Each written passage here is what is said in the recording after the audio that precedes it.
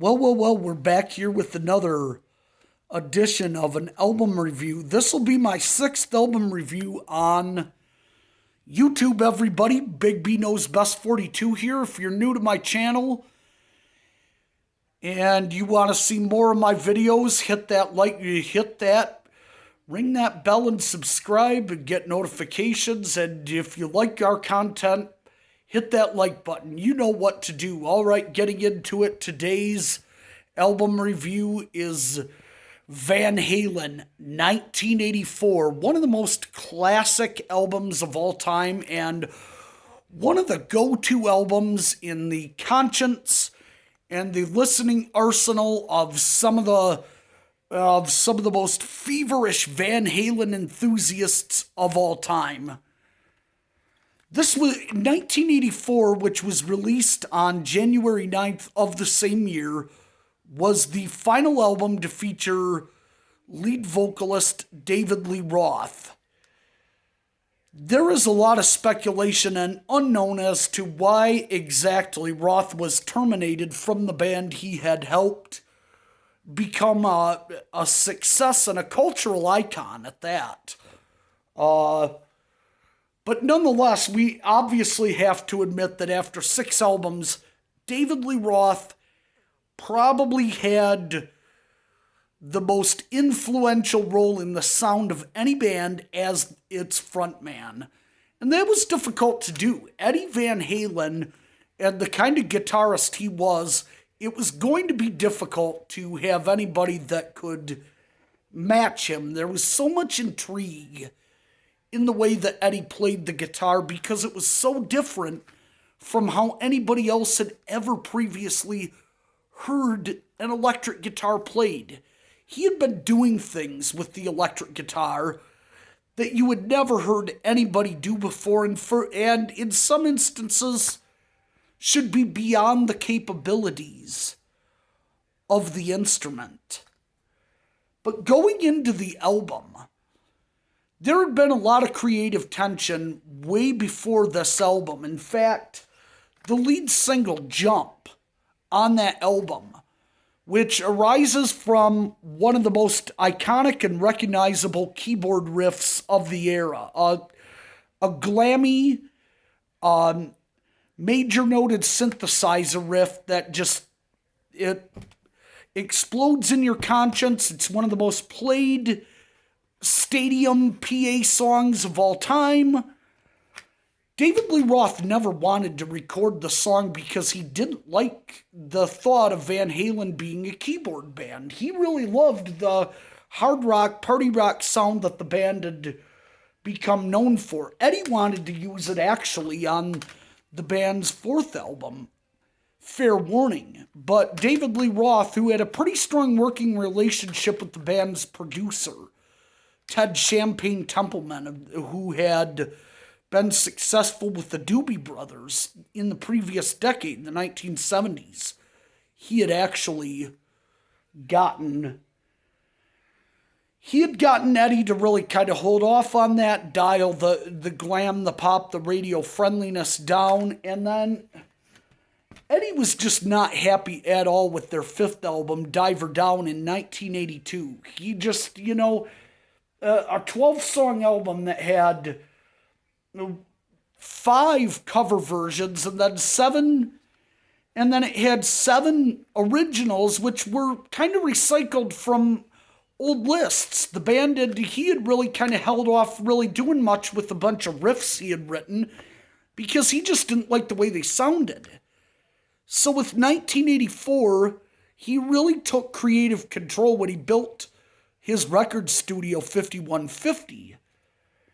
And he went ahead and laid down the keyboard track to Jump and just demanded it would finally be written.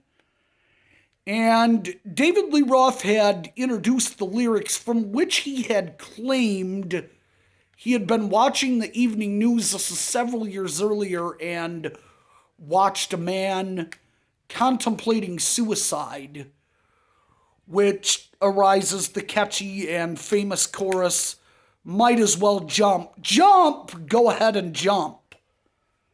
So But beyond that, the album leads off with the keyboard intro of the same name, 1984, which, by the way, the title track, while being of the same year, is also of the same name as the famous George Orwell novel, written actually in 1948. Well, then the album leads that keyboard prelude on that synthesizer on 1984, which leads into the keyboard rocker Jump. Those two went into each other really, really well. They went into the two back to back, similar to how if you ever owned Steve Miller Band Greatest Hits 74 to 78. There was a song called Threshold, which had a very noticeable synthesizer instrumental preceding the rockin' title track, or the rockin' track Jet Airliner. And I believe it went that those two were back to back on their parent album, Book of Dreams. Anyway, back to Van Halen here. That was followed up with One of the Best Rockers in Panama. And Jump in Panama were accompanied by two of the craziest and best MTV rockin' videos of the 80s. Panama was just a balls-out rocker that inspired many people to want to go driving on the street. And the bridge, which featured Eddie Van Halen's 1984 Ferrari Testarossa, where microphones were put up very closely to the car's exhaust system. That proceeded into one of the coolest tracks ever, which was one of my personal favorites in Top Jimmy. Loose, hard-rockin', bass-filled, drum-filled song that was a tribute from David Lee Roth to a man named James Allen, who had worked at a taco stand in Laguna Beach, California. He worked at a taco restaurant by day and was a rocker by night, fronting a band called Top Jimmy and the Rhythm Pigs. It is mentioned in the final verse, he does say Top Jimmy and the Rhythm Pigs. And that proceeded into another one of my personal favorite Van Halen songs was Drop Dead Legs, which Eddie had tried to almost rewrite the riff to AC/DC's Back in Black because he loved the riff to Back in Black, but he put his own spin on it. After Alex's drums kick in, the tempo gets hard and aggressive, and where Dave fantasizes about a beautiful woman that he's seen in it's most likely a stripper. That proceeds into one of the most curious tracks of our Van Halen conscience, Hot for Teacher, which was accompanied by one of the most lewd music videos in MTV history. Dave's lewd lyrics about fantasizing over a teacher. His ow laughter. Baby, David Lee Roth, man oh man. That also went to one of the other ones, a kind of a follow-up to Jump, which was the fourth and final single on the album. I'll Wait, another synthesizer-heavy song about a model in a magazine, which Ted Templeman used his connections and dialed in the Doobie Brothers singer Michael McDonald, a keyboarder pianist, to write one of Van Halen's most notable songs in I'll Wait, which it never really proved to have the success of some of the other singles on the album, quite as much as Jump or Panama or even Hot for Teacher, but it was a great song, and it did finally make it to number 2 on the Billboard charts later in 1984, after almost by the time that the album had sold platinum prior to the beginning of 1985.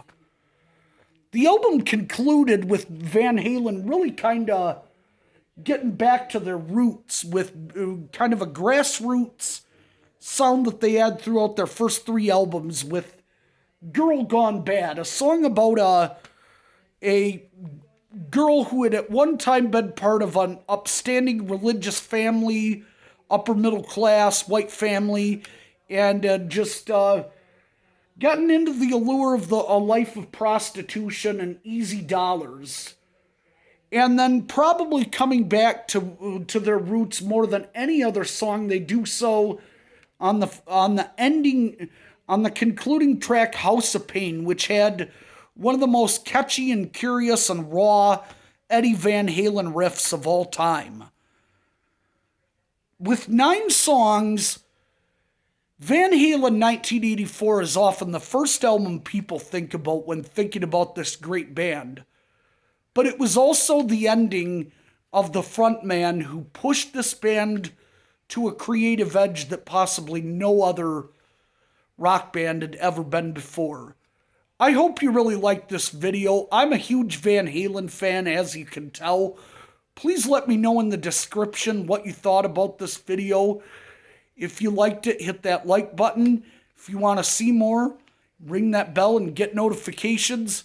And I hope you have a great day wherever you're at. Rock on!